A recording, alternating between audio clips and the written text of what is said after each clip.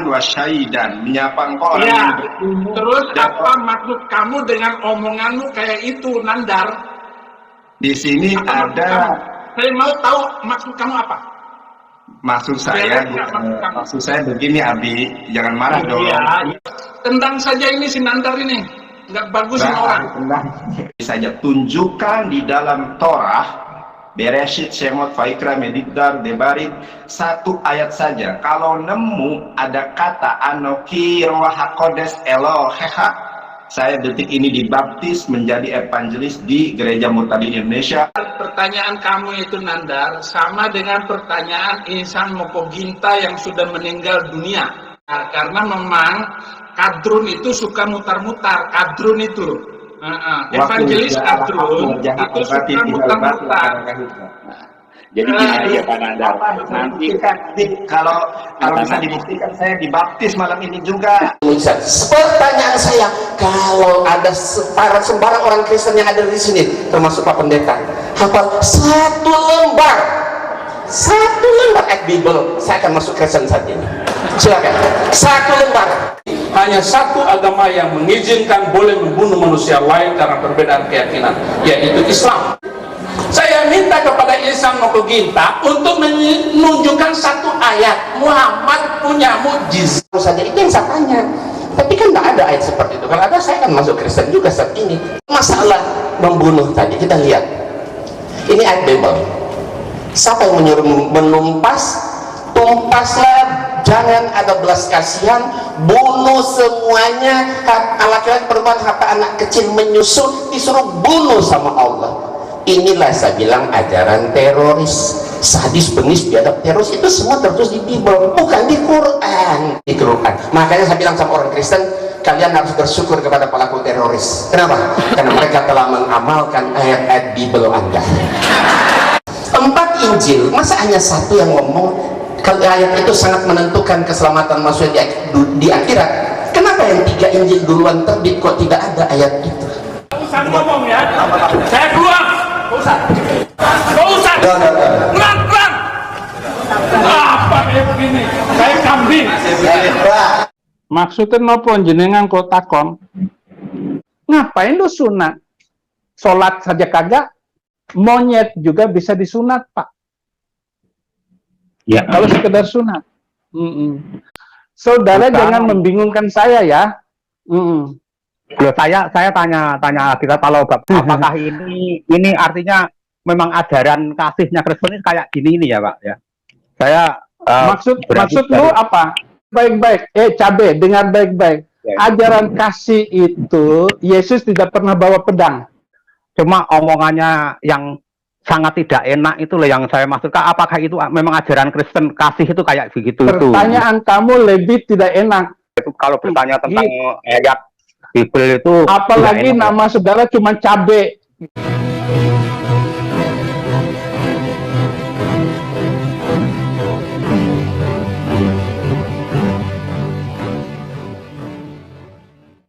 Assalamualaikum warahmatullahi wabarakatuh. Innal hamda wa syukrulillah nahmaduhu wa nasta'inuhu wa nastaghfiruhu wa na'udzubillahi min sururi anfusina wa min sayyiati a'malina may yahdihillahu fala mudhillalah wa may yudlil fala hadiyalah. Allahumma shalli wa sallim ala sayyidina Muhammadin wa ala alihi wa sahbihi ajmain, amma ba'du. Puji syukur kehadirat Allah Subhanahu wa taala karena kita masih diberikan waktu dan kesempatan berjumpa kembali melalui channel Salam Satu Akidah. Baik, saudaraku semuanya, pada kesempatan kali ini saya akan menampilkan 3 buah video cuplikan ya yang berisi tentang Saifuddin Ibrahim. Kenapa saya menampilkan ini? Supaya para penonton ya, terkhusus para pengikut serta pendukung Saifuddin Ibrahim ini bahwa ternyata omongannya yang begitu besar dan sombong itu tidak terbukti sama sekali ya, karena kita tahu dia selama ini selalu menghujat bahkan menantang aparatur pemerintah ya, termasuk pejabat-pejabat negara. Dengan kesombongannya tersebut dia mengaku adalah orang yang cerdas serta pintar di dalam keyakinannya sekarang sebagai seorang murtadin ya. Nah, itu semua terbantahkan dengan 3 buah video ini, yang mana yang pertama dia berdebat dengan Ustadz Evangelis Yonatan Nandar yang cerdas ya dan pintar, yang menguasai bahasa Ibrani apalagi bahasa Arab ya. Dan ternyata Saifuddin Ibrahim ini ketika ditanya tentang kebenaran Bible itu sendiri tidak mampu untuk menjawab serta menjelaskannya. Justru malahan dia ketika ditanya emosi dan marah-marah kepada penanya. Nah, kemudian yang kedua ada cuplikan di mana dia ini berdebat dengan almarhum Ustadz kita, guru kita, yaitu Ustadz Insan Mokoginta ya, yang mana di situ. Dan kemudian pada cuplikan video ketiga juga ada salah seorang saudara muslim kita, yaitu Bapak Cabe ya, bertanya ke Saifuddin Ibrahim ini tentang kebenaran Bible itu. Namun kembali Saifuddin Ibrahim ini juga tidak bisa dan tidak mampu untuk menunjukkan kebenaran Bible tersebut, dan justru malahan balik marah dan emosi kepada Pak Cabe yang mempertanyakan keyakinannya terhadap Bible itu sendiri. Nah, bagaimana video selengkapnya kita akan saksikan bagaimana kebotolan seorang Saifuddin Ibrahim yang hanya bisanya omong doang ya, namun tidak berani membuktikan kebenaran keyakinan yang dia pegang sekarang. Namun sebelumnya saya mengucapkan terima kasih kepada saudaraku semua yang sudah mendukung channel ini dengan subscribe, juga yang baru bergabung jangan lupa subscribe, like serta share-nya, dan kita dukung juga channel Islam lain untuk terus membenteng umat dari upaya pemurtadan serta penangkalan akidah umat Islam. Langsung saja kita simak videonya.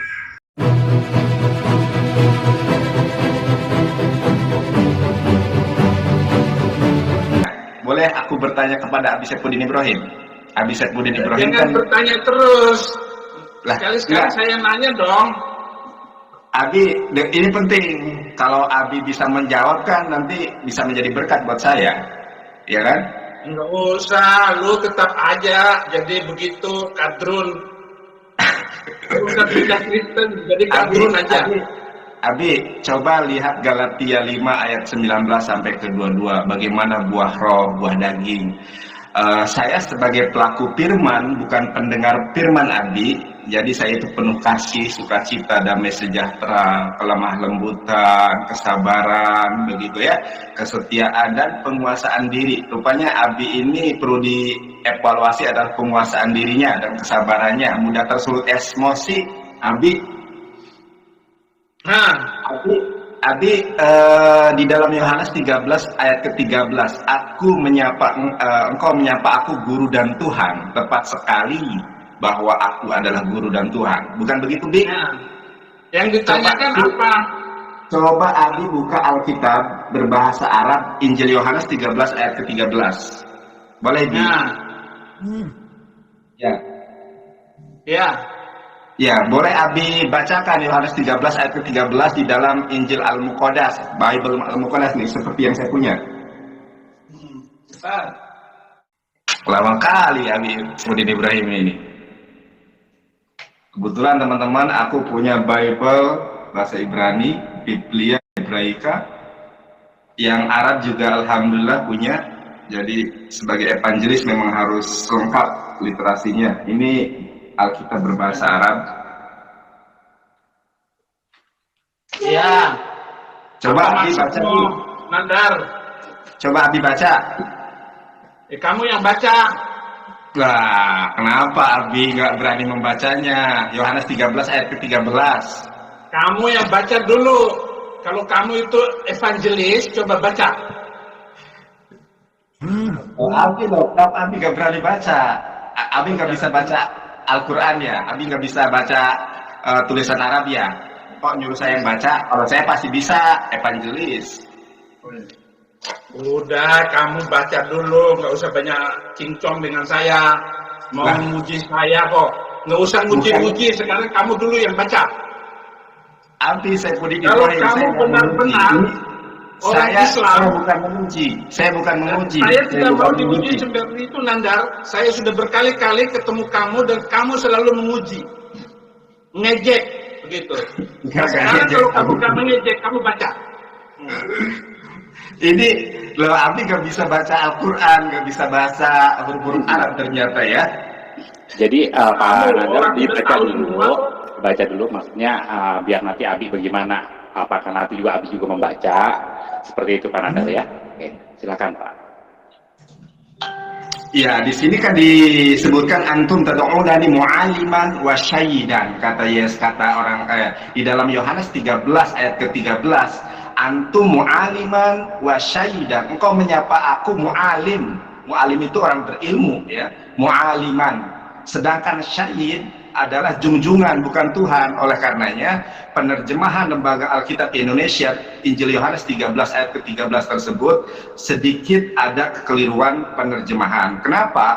Di dalam terjemahan bahasa Arab sendiri di sini mu'aliman wa syaidan, menyapa engkau orang yang berilmu. Terus apa maksud kamu dengan omonganmu kayak itu, Nandar? Di sini Apa ada saya mau tahu maksud kamu apa? maksud saya begini Abi, jangan marah dong. Iya, Buah yang ke-9 Abi. Beres Ingat, nggak otak kamu itu?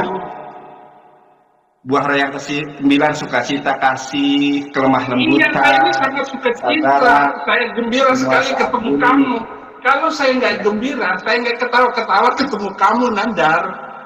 Yang Nah, suka Abi, menjatuhkan coba nabimu Abi, sendiri, Abi. yang kamu bilang itu kata Abi. kamu itu batu penjuru. Abi, Masa saya Nabi Muhammad sebagai- batu Abi. penjuru? Saya tunjukkan ayatnya, kamu ngeles lari kemana? Saya nggak membahas batu penjuru lagi karena Abi dulu udah nggak menguasai, kalah telak sama evangelis. Tidak menguasai apa, kamu yang salah. Nah inilah kamu suka membalikkan fakta.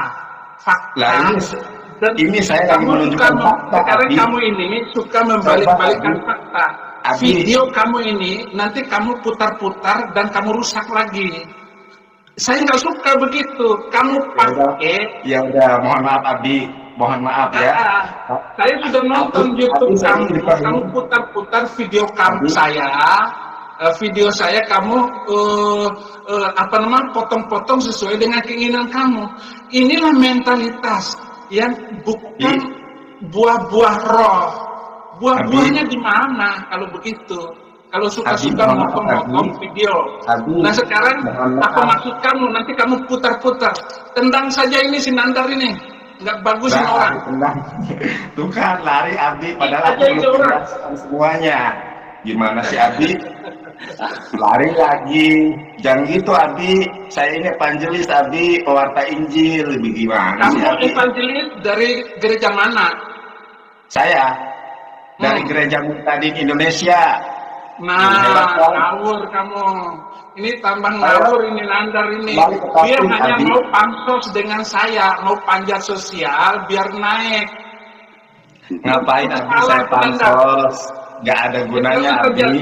Nggak usah Pendeta Saifuddin Ibrahim, kamu jadikan pansos. Gitu. Ngapain? Udah Abi sekarang fokus ke Yohanes 13 ayat ke-13 dalam Saya bahasa Arab. nggak mau jawab sekarang apa maksud kamu dengan kata-kata itu. Itu apa Dengan maksud kata-kata kamu? yang mana? Dengan kata-kata Nah, yang mana? Kamu baca-bacain ayatnya itu. Ya, Bagaimana? jadi Abi, saya ingin menyampaikan mudah-mudahan ada orang-orang dari lembaga terkait Lembaga Alkitab Indonesia ya. Di sini dalam bahasa Arab sendiri, padahal ini terbitan dari Lai sendiri ya, Bible Al-Muqaddas ini. Cuma di sini Iya. ada terjemahan yang kurang tepat Abi, ya kan? Di terjemahan Indonesia itu engkau menyapa aku guru dan Tuhan, sedangkan di Iya. dalam bahasa ya. Sekarang kamu saja yang ke Lembaga Alkitab Indonesia itu bukan urusan Pendeta Saifuddin Ibrahim. Urusan Pendeta Saifuddin Ibrahim itu membalikkan otaknya Nandar untuk kembali jadi evangelis yang benar gitu. Di detik ini juga aku dibaptis kalau Abi Saifuddin Ibrahim bisa menjawab pertanyaan aku yang kedua. Karena pertanyaan ini sungguh sangat berat, ya, terjadi distorsi atau manipulasi penerjemahan. Ya, Abi Aku pengen bertanya kepada Abi Saifuddin Ibrahim, ya. Memang kita itu tidak boleh judi agama, ya, mempertaruhkan iman dengan pertanyaan, dengan tantangan, ya. Di dalam Shemot 20 ayat kedua, Abi, di dalam bahasa Ibrani, Anoki Yehova Eloheha, aku adalah Allah Eloheha, Tuhanmu. Saya tuh pertanyaan saja kepada Abi, ya, ada tidak di dalam Torah, Bereshit, Shemot, Vaikra, Medidar, Debarim kata Anoki Ruach HaKodes Eloheha, aku adalah Roh Kudus Tuhanmu. Karena Roh Kudus ini adalah bagian konsep ketuhanan di dalam kekristenan. Tetapi tidak pernah Roh Kudus ada di dalam Torah, Kejadian, Keluaran, ya, kemudian Bilangan, Imamat, Ulangan, atau Bereshit, Shemot, Vaikra, Medidar, Debarim. Tidak pernah ada kata Anoki Yehova, Anoki Ruach HaKodes Eloheha, tidak pernah ada. Kemudian tidak pernah ada Anoki Yeshua HaMashiach Eloheha. Tidak pernah ada kata-kata aku adalah Yesus, sembahlah aku, atau aku adalah Yesus Tuhanmu. Tetapi tertulis dengan jelas di dalam 10 perintah Tuhan, 10 Commandment, Anoki Yehova Eloheha, aku adalah Allah Eloheha. Cukup pertanyaan ini saja, tunjukkan di dalam Torah, Bereshit, Shemot, Vaikra, Medidar, Debarim, satu ayat saja. Kalau nemu ada kata Anoki Ruach HaKodes Eloheha, saya detik ini dibaptis menjadi evangelis di Gereja Murtadin Indonesia, maka seluruh Indonesia akan gempar karena orang yang menguasai bahasa Arab, menguasai Ibrani, masuk Kristen. Coba, ada tidak? Satu ayat saja, karena Roh Kudus itu adalah, menurut kekristenan, itu adalah Tuhan sendiri. Sedangkan tidak ada di dalam Torah yang menyebutkan Roh Kudus. Satu diksi saja tidak ada, Abi. Ya, padahal itu adalah konsep bagian dari ketuhanan. Apakah Musa tidak pernah memperkenalkan Roh Kudus, padahal Roh Kudus itu Tuhan? Tetapi di dalam Torah, Abi, mohon maaf ini Abi ya, tidak pernah ada satu diksi pun Ruach HaKodes, Roh Kudus, tidak ada. Kalau ada bagaimana? Kalau saya tantang di dalam bahasa Ibrani ada satu diksi perkataan Anoki Ruach HaKodes Eloheha, aku adalah Roh Kudus, adalah Tuhanmu. Pertanyaan kamu itu Nandar sama dengan pertanyaan Insan Mokoginta yang sudah meninggal dunia. Ya, mana ada di dalam Alkitab akulah Tuhan sembahlah aku, gitu. Akulah Tuhan sembahlah aku, kata Insan Mokoginta. Saya sudah menjawab 13 pertanyaan Insan Mokoginta dengan baik, tetapi Mokoginta tidak masuk Islam, tidak masuk Kristen sampai dia meninggal dunia. Itu, kalau benar itu tantangan kamu, ya, saya belum bisa menjawabnya sekarang karena pertanyaan kamu itu pakai bahasa Ibrani, sementara saya pakainya bahasa Arab. Bukannya Abi itu punya Roh Kudus yang bisa membimbing, yang bisa memberikan pertolongan. Kenapa Abi tidak ngomong yang lain, Nandar? Jangan ngawur ya, nggak sopan kamu. Loh, saya bertanya Abi. Dong. Ya, jadi bisa diberi kamu waktu. Sudah masuk tanpa nama loh. Kamu sudah masuk channel saya itu tanpa nama. Ada saya namanya, sudah bilang ke ini admin saya, kalau Nandar muncul jangan diterima orang itu, gitu loh. Karena itu mulutnya mulut itu bahasa Ibrani namanya Yonatan Nandar, Abi. Saya nggak bohong, itu bahasa Ibrani yang bisa membaca huruf Ibrani, baca itu artinya Yonatan Nandar. Iya. Sekarang sudah masuk. Bukannya nggak mau menjawabnya, saya belum bisa menjawabnya karena sama seperti dulunya saya sudah jawab Insan Mokoginta, nanyanya seperti itu berulang-ulang. Kalau Abi nggak ada nggak menemukan di dalam Torah Roh HaKodes anoki Roh HaKodes Eloheha, maka Abi harus bertobat. Berani nggak? Pertanyaan Nandar itu ada semuanya. Ayo, dia gimana? hanya mencari ayat untuk memutar-mutar saya, karena memang kadrun itu suka mutar-mutar. Kadrun itu evangelis kadrun itu suka mutar-mutar. Jadi gini aja Pak Nandar, nanti kalau bisa dibuktikan, saya dibaptis malam ini juga kalau bisa dibuktikan.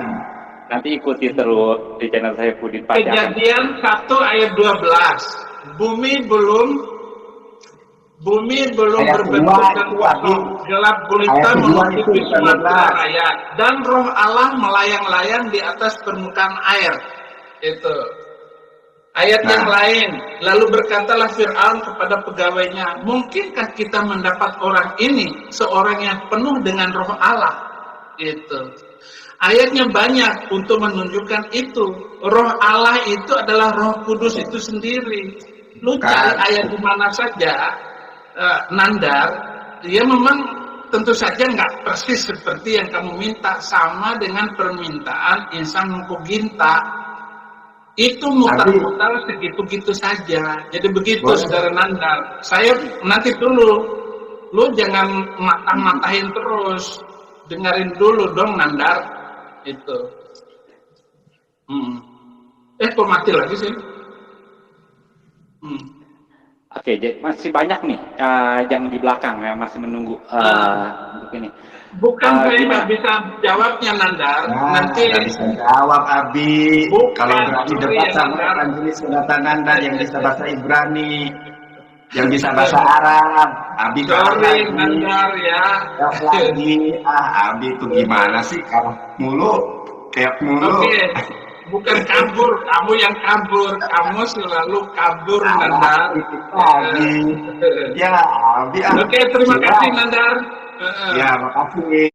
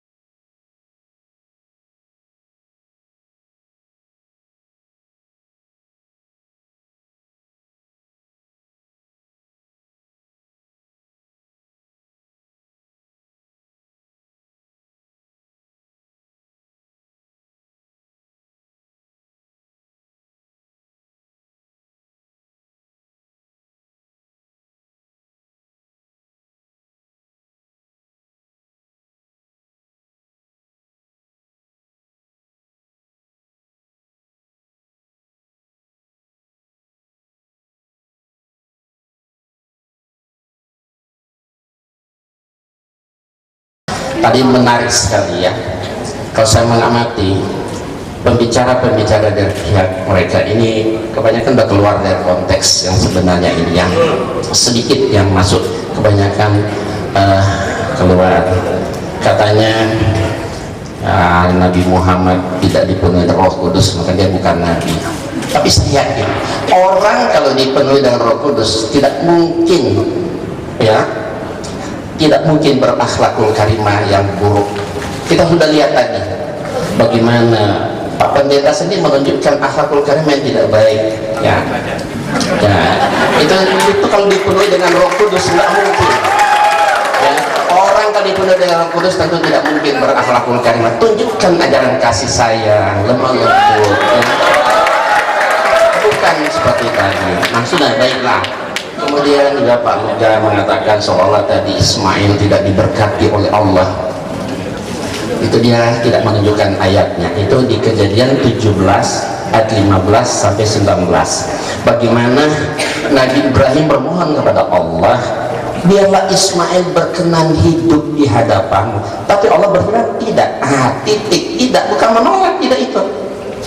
Tidak, Sarah tetap akan melahirkan. Itu permohonan Abraham kepada Allah. Kan sudah ada Ismail, karena dia merasa sudah tua, nggak mungkin punya anak, sudah menopause, maka dia bilang biarlah, kan sudah ada Ismail. Tapi Allah menolak, tidak, istrimu Sarah tak akan melahirkan anak. Dan kebetulan betul terjadi, lahirlah Ishak. Bukan penolakan terhadap Ismail. Kalau melihat terhadap Ismail, ayat ke-20 nya kata Allah, tapi tentang Ismail aku akan membuat dia menjadi bangsa yang besar, dia akan kuberkati dan sebagainya. Itu sudah diberkati oleh Allah. Nah, kemudian tadi menurut Al-Quran, ya, Nabi Isa merupakan salah seorang nabi yang sangat-sangat kita muliakan, ya. Akan tidak sempurna iman seorang Islam boleh tidak beriman pada semua nabi, termasuk Nabi Isa alaihissalam.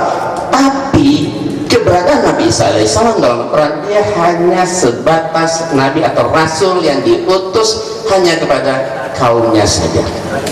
Wa yu'allimul kitab wal hikmata wa tawrata wal injil wa rasulan ila bani Israel. Dan dia mengajarkan kepada Isa kitab, hikmat, Taurat dan Injil, dan menjadi rasul kepada Bani Israel saja. Kemudian kami menjadikannya sebagai teladan bagi Bani Israel. Bahkan di dalam Al-Quran di surat As-Saff ayat 6, ya, justru Isa sendiri yang memberi kesaksian.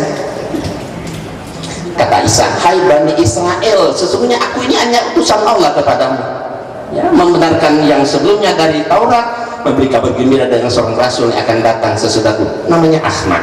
Nah, inilah Ahmad, inilah yang Bapak bilang tadi, paralektos, ya, di dalam, ya, bahasa Yunani itu Ahmad, dalam bahasa Arab yang terpuji, seorang penolong yang lain maksudnya tadi, gitu, ya.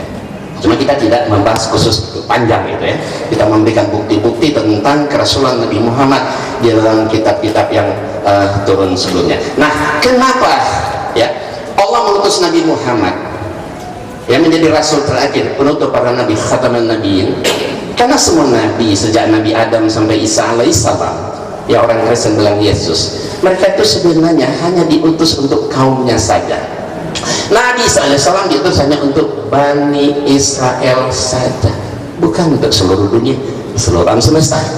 Maka jadi ibarat semua nabi sejak Adam sampai Isa, mereka itu cuma nabi-nabi lokal, ya kan, nabi lokal. Makanya perlulah orang Allah mengutus seorang rasul terakhir, ya, dengan nomor wahyu yang terakhir Quran dan agama dari Islam. Untuk apa? Untuk menggantikan apa yang pernah diutus dan diturunkan sebelumnya menjadi satu agama yang rahmatan lil alamin. Berlaku untuk seluruh alam semesta, berlaku untuk seluruh manusia. Wa ma arsalnaka illa rahmatan lil alamin wa ma arsalnaka illa kafatan linnas bazira wa nazira walakin aktsaran nasi la ya'lamun.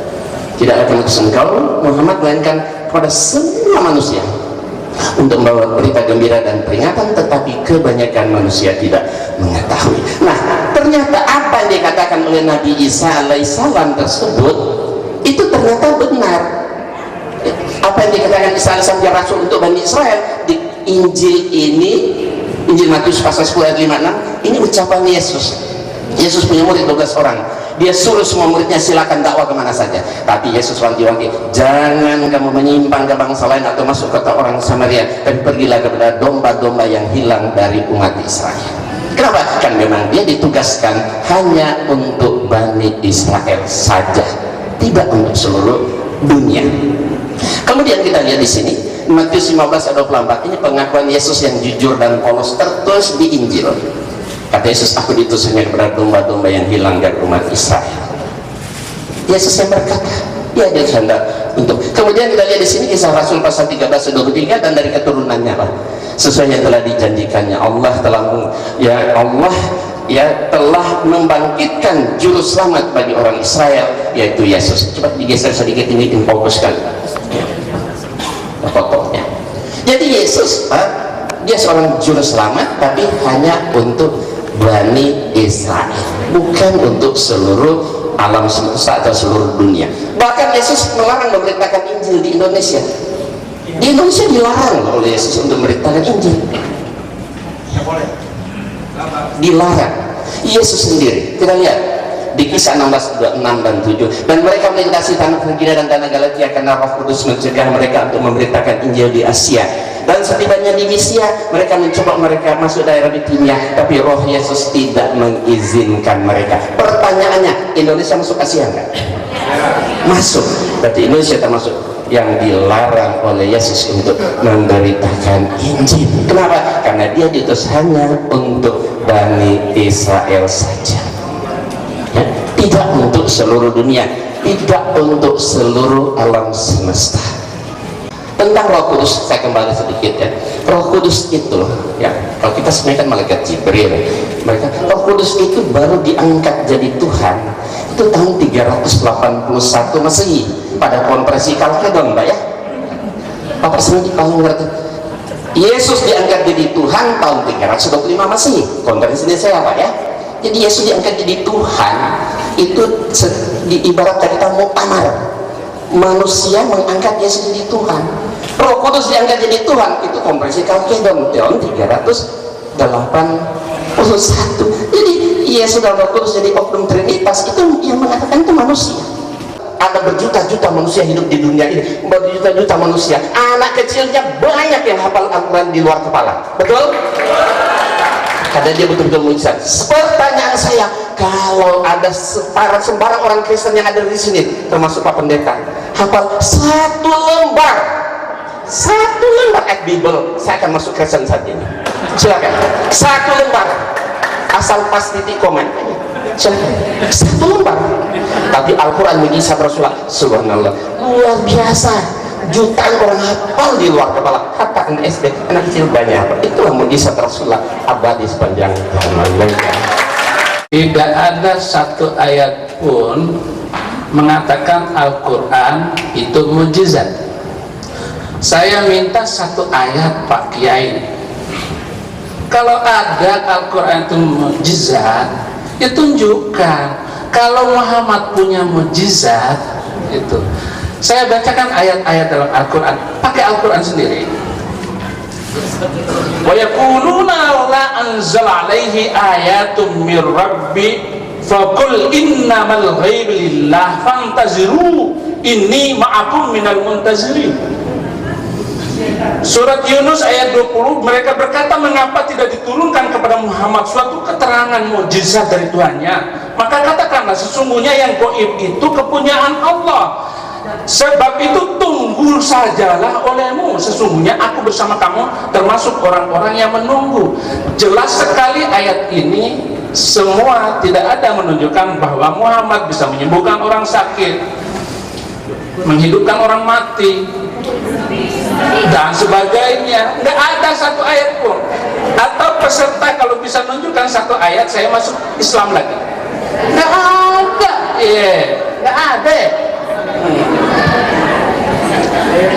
Dan saya jadi Islam Kristen itu amrozi bom Bali, iman saya goncang.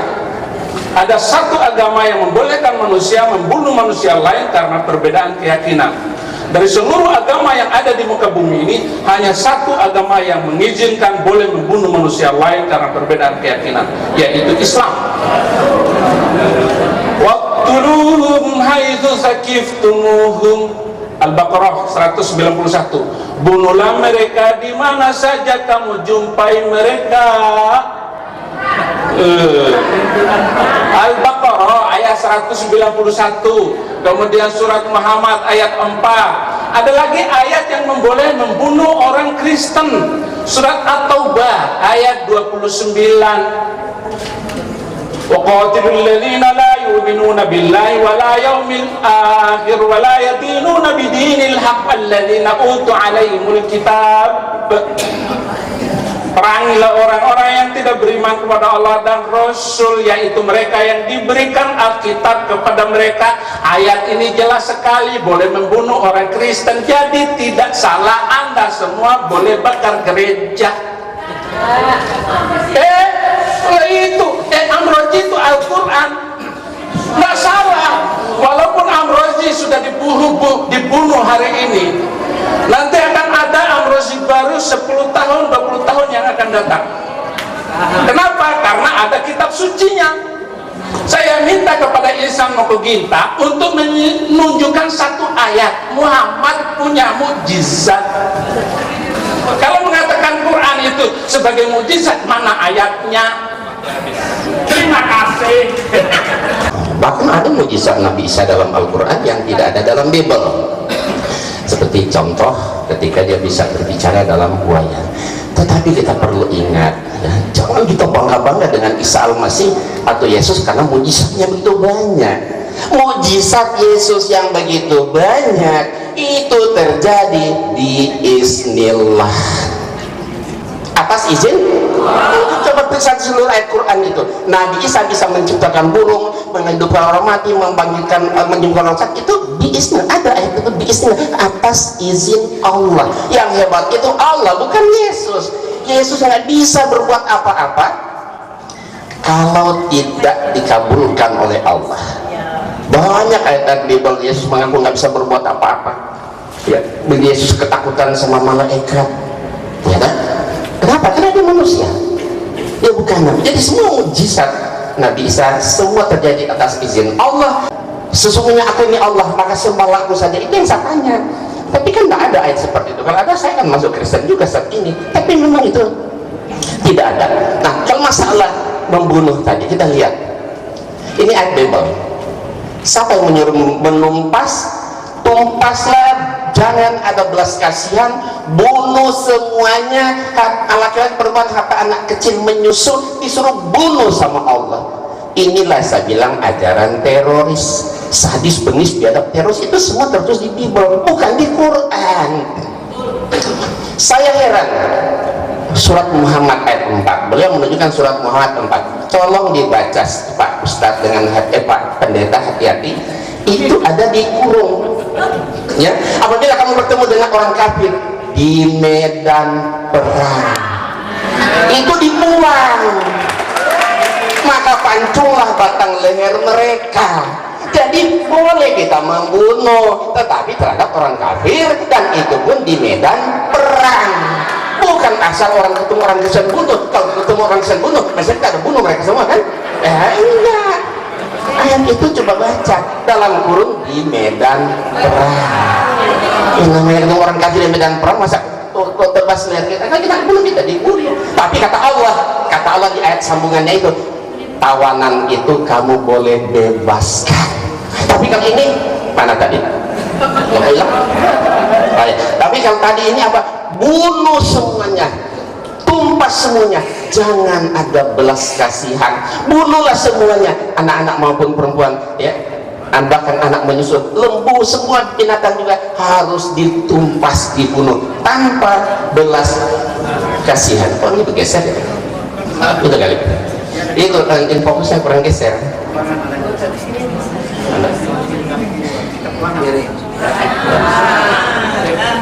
Jadi banyak kalau ayat-ayat kejam, sadis, biadab, teroris sebenarnya semua tertulis di Alkitab, bukan di Quran. Makanya saya bilang sama orang Kristen, kalian harus bersyukur kepada pelaku teroris. Kenapa? Karena mereka telah mengamalkan ayat-ayat Bible Anda. Kata orang Kristen, oh ini kan perjanjian lama. Memang Tuhannya di perjanjian lama, perjanjian baru beda. Sama. Kalau Yesus itu Tuhan, ganti sekarang. Beginilah firman Tuhan, ganti ya. Beginilah firman Yesus. Berarti Yesus yang nyuruh kan? Bunuh, tumpas semua, bunuh semuanya, anak laki-laki maupun orang menyusul, bunuh. Yesus yang nyuruh, berarti kan kalau Yesus itu Tuhan kan? Ayo, silakan.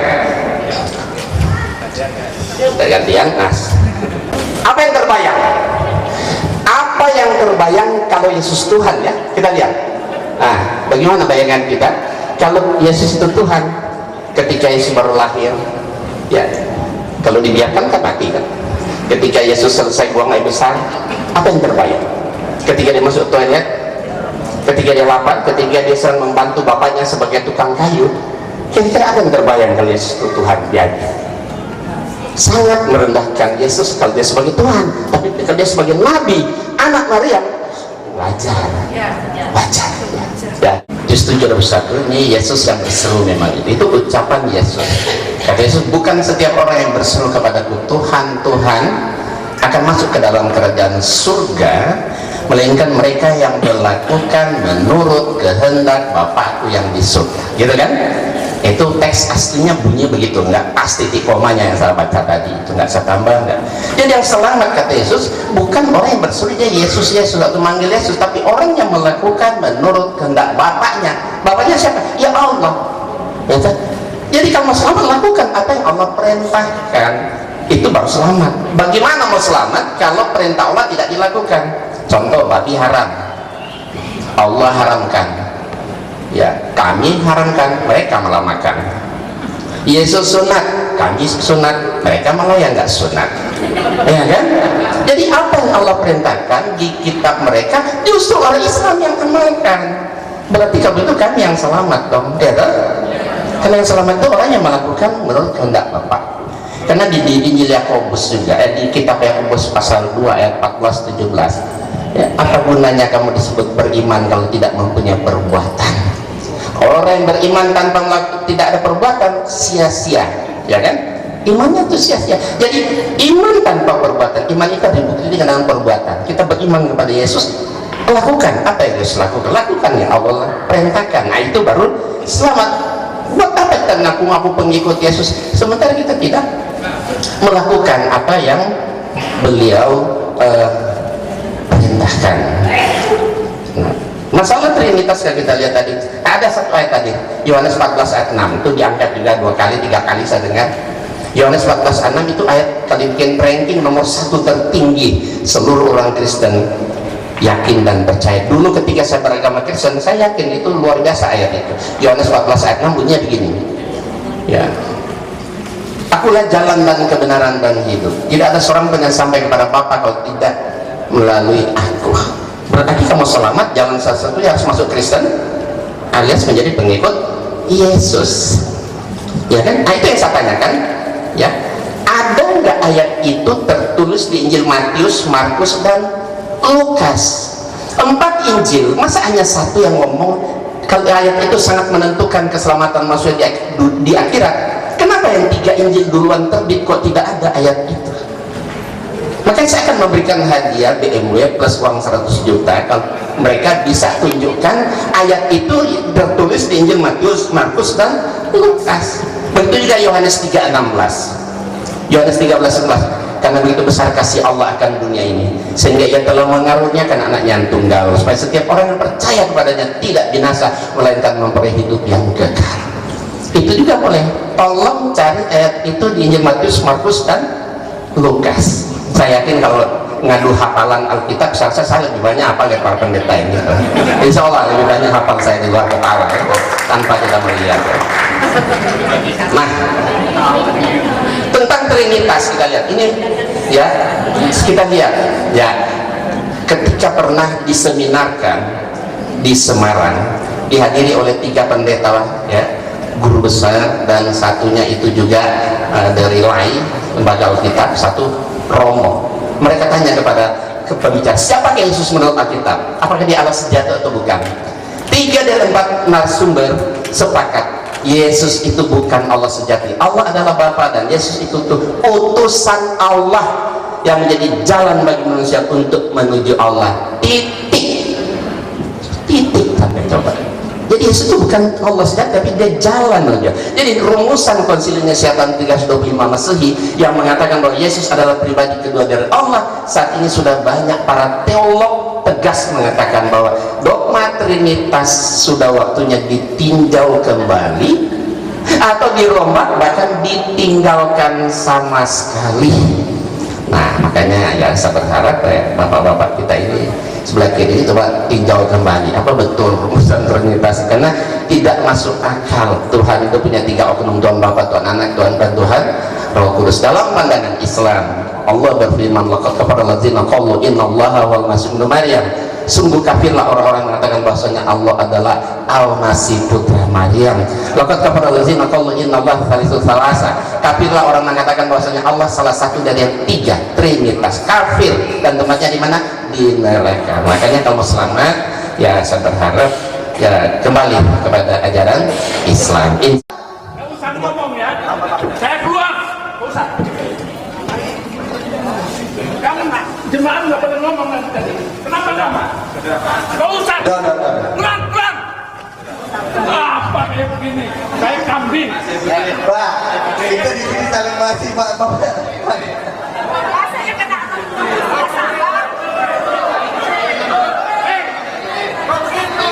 Udah, sabar. Bu, mencari Allah itu nggak gampang. Jadi kalau udah.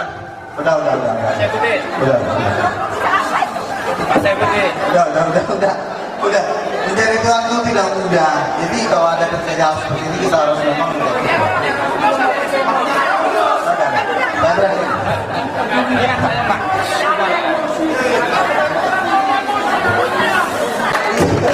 Oke. Baik, tepuk tangan. Bapak Ibu, tepuk tangan. Ibu, Bapak, Saudara sekalian, debat seperti ini itu biasa di negara lain. Jadi nggak usah terpancing emosi, baik audien maupun pembicara. Nggak usah terprovokasi, biarlah mereka mengekspresikan ajaran mereka. Dari situ kita tahu, yang Islam tahu bagaimana Kristen, yang Kristen tahu bagaimana Islam. Sangat luar biasa sekali jawaban serta penjelasan dari Ustadz kita almarhum Ustadz Moko Ginta ya. Pertanyaan yang diajukan oleh Saifuddin Ibrahim, beliau dengan begitu jelas menjawab setiap pertanyaan, dan sebaliknya ketika Saifuddin Ibrahim dicerca juga dengan pertanyaan perihal isi Bibel, kebenaran kitab yang dia yakini, ternyata dia tidak mampu untuk menjawab dengan benar yang masuk di akal.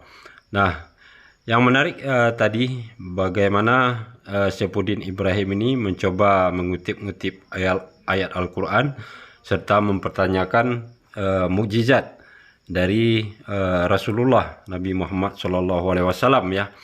Nah, disinilah bukti bahwa Saifuddin Ibrahim ini sebenarnya tidak mempunyai ilmu dan pemahaman yang sangat rendah ya, dan juga sekaligus seleranya di dalam beragama sangatlah minim sekali. Kenapa kita bisa katakan demikian? Kalau dia mempertanyakan mana mukjizat Nabi Muhammad SAW, jelas sangat banyak ya, terutama yang sekali adalah kitab suci Al-Quran merupakan mukjizat terbesar beliau ya. Dan kalau dikatakan dia meyakini Yesus itu adalah Tuhan berdasarkan mukjizat-mukjizat yang ditunjukkan oleh Yesus itu adalah dasar yang sangat lemah sekali. Kenapa? Karena nabi-nabi sebelum Nabi Isa alaihissalam itu semuanya diberikan mukjizat serta kelebihan oleh Allah SWT, dan itu diperuntukkan untuk meyakinkan para kaumnya bahwa nabi tersebut adalah utusan Allah. Dan kalau nabi-nabi terdahulu mempunyai mukjizat yang mereka tunjukkan kepada kaumnya, tentu kita akan bertanya ya, pada zaman sekarang manfaat dan faedahnya bagi kita apa? Tentu saja tidak ada selain hanya mengetahui bahwa nabi tersebut adalah utusan Allah yang dibekali dengan mukjizat-mukjizat untuk meyakinkan para kaumnya ya. Dan kemudian kalau dikatakan Yesus tersebut dapat mencipta, itu adalah suatu penyataan dari Saifuddin Ibrahim yang sangat salah besar ya. Kenapa kita katakan salah? Karena Yesus bukannya mencipta, melainkan hanya membuat. Artinya di sini dia membuat dari yang sudah ada menjadi ada kembali. Seperti contoh dia menciptakan burung itu dibentuknya terlebih dahulu dari tanah ya.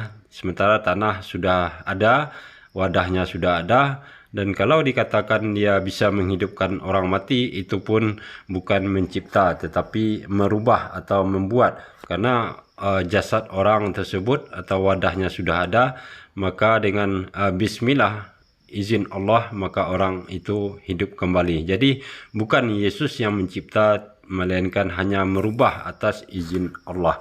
Jadi kalau itu yang dijadikan dasar oleh Saifuddin Ibrahim, itulah kebotolannya yang sesungguhnya ya.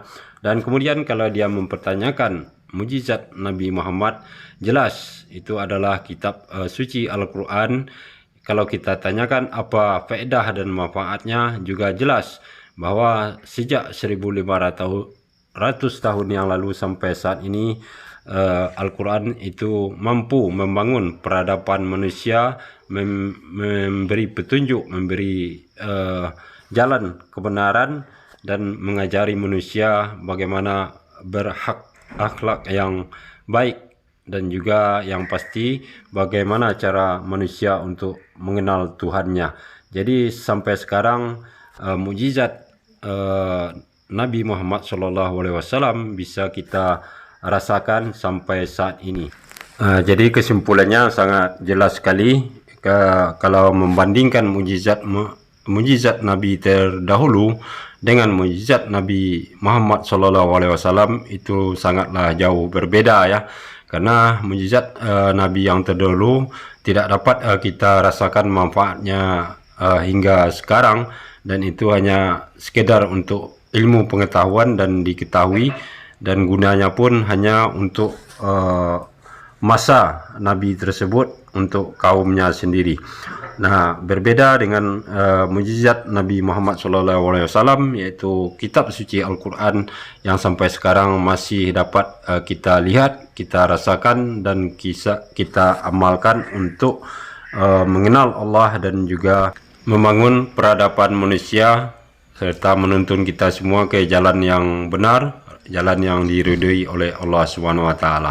Jadi jelas bagaimana kualitas pemahaman Saifuddin Ibrahim tadi ya, ketika beradu argumen dengan almarhum Ustadz Moko Ginta, yang berujung Saifuddin Ibrahim emosi dan marah-marah di dalam acara tersebut. Nah, sekarang terakhir kita saksikan pertanyaan yang diajukan oleh seorang saudara muslim kita yang bukan seorang debater, namun tetap saja Saifuddin Ibrahim tidak berdaya dan tidak mampu untuk mempertanggungjawabkan keyakinannya sebagai murtadin. Saya ingin menanyakan tentang Galatia 5 ayat 2, itu apa maksudnya? Mungkin admin bisa menampilkan Galatia 5 ayat 2. Galatia 5 ayat 2. Oke, kita tampilkan ya. Galatia 5 ayat 2.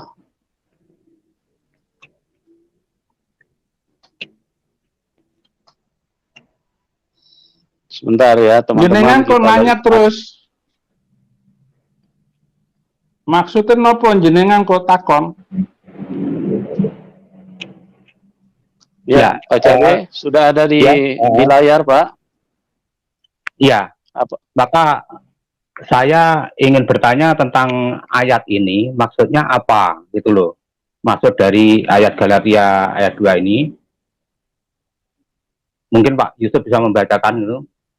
Oke, saya bacakan. Sesungguhnya aku, Paulus, berkata kepadamu, jikalau kamu menyunatkan dirimu, Kristus sama sekali tidak akan berguna bagimu.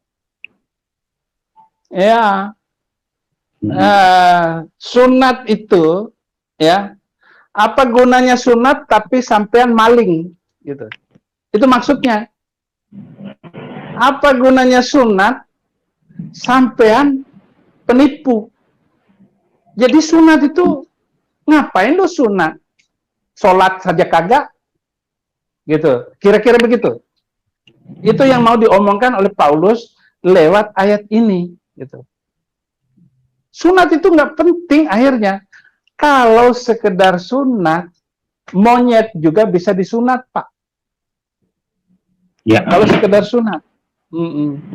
Tetapi intinya daripada ini, bagaimana hubungan kasih, bagaimana cinta Tuhan, bagaimana melayani hidup, dan memberikan hidup kita sepenuhnya bagi Tuhan.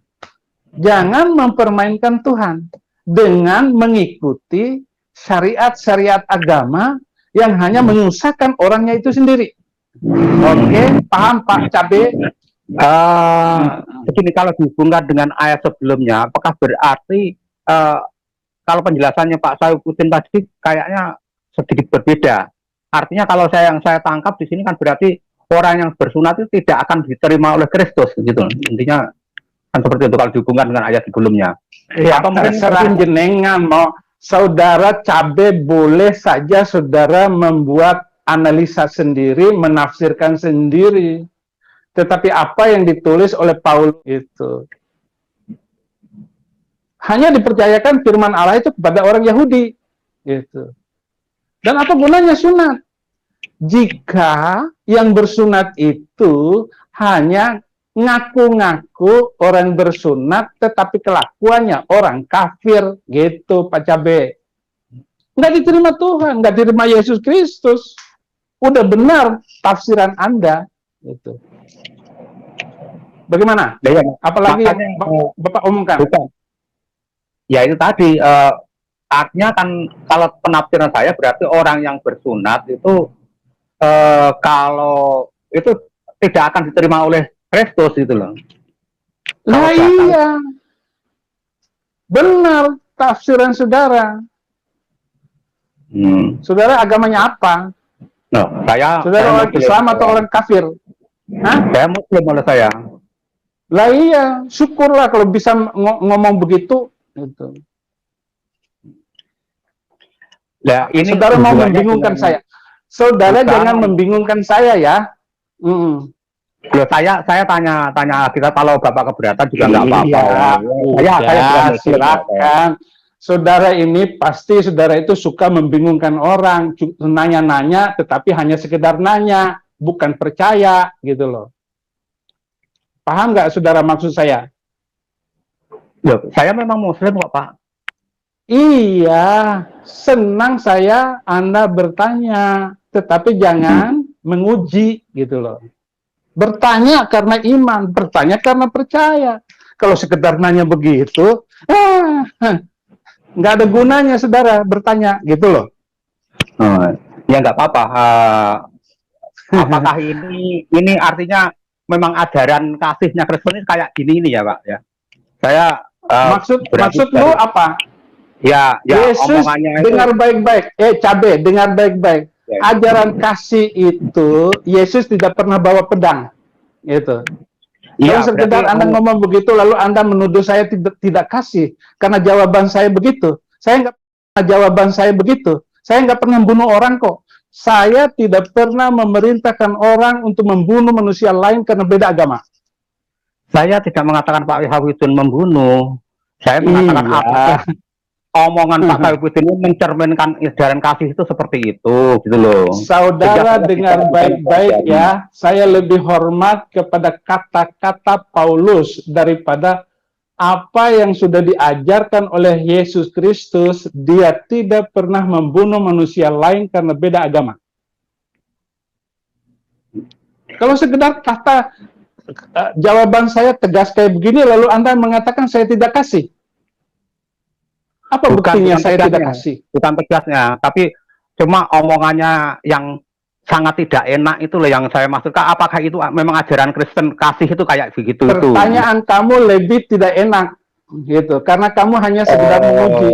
Ya, berarti kalau bertanya tentang ayat Bible itu, apalagi nama saudara cuma Cabe, gitu, itu nggak etis tuh kasih nama Cabe, gitu, di YouTube Anda, di akun Anda Cabe. Apa itu maksudnya? Memang Anda namanya Cabe, gitu. Nama saya memang Cabe. Nah, itu sudah ketahuan, saudara bohong.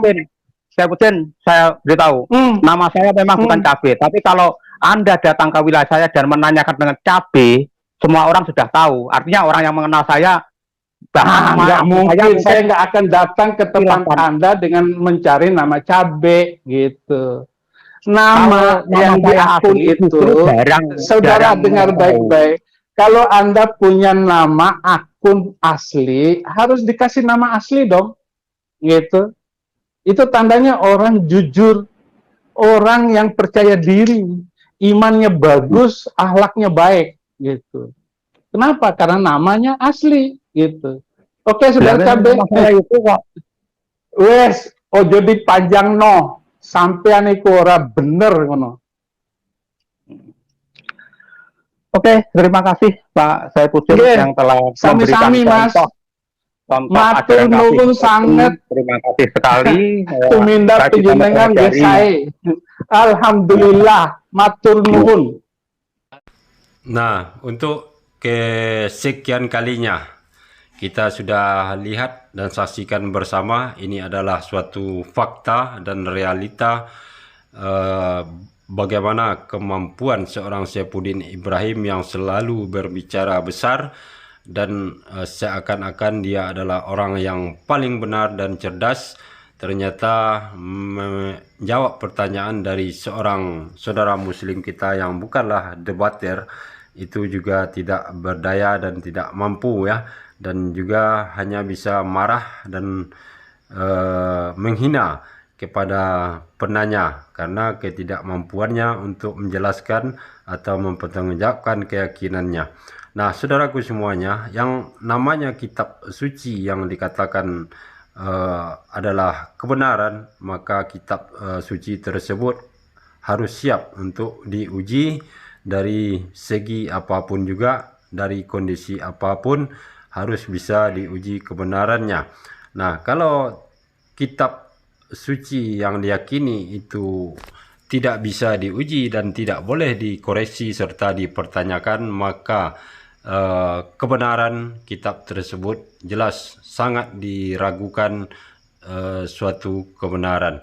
Nah, sebenarnya simpel ya untuk kita mengambil suatu kesimpulan terhadap sebuah kitab suci yang dianggap benar apabila kitab tersebut mampu menjawab pertanyaan-pertanyaan manusia yang mungkin tidak semua orang paham dan mengerti ya. Dan sementara kalau yang ditunjukkan oleh Saifuddin Ibrahim tentang keyakinannya tadi yang berdebat dengan 3 orang yang berbeda, jelas di sini dia tidak bisa mempertanggungjawabkan atau menjawab pertanyaan-pertanyaan yang sangat kritis dari penanya saudara-saudara muslim kita. Nah, demikianlah saudaraku semuanya. Jadi jelas di sini ya bahwa seorang yang bernama Saifuddin Ibrahim yang sekarang lagi dalam target dari Polri ya untuk ditangkap atas dugaan penistaan agama ini, ternyata omongan serta bicaranya yang selama ini yang selalu tinggi dan penuh kesombongan itu tidak terbukti sama sekali ya, dan justru malah sebaliknya di sini dia menunjukkan kebotolannya di dalam beradu argumen baik secara langsung ataupun melalui streaming. Dan kita berharap ya para pengikut atau pendukung Saifuddin ini melihat kenyataan ini dan harus menerima bahwa seperti itulah kemampuan seorang yang mengaku murtadin tersebut. Nah, terima kasih saudaraku semuanya atas perhatiannya. Akhir kalam, assalamualaikum warahmatullahi wabarakatuh.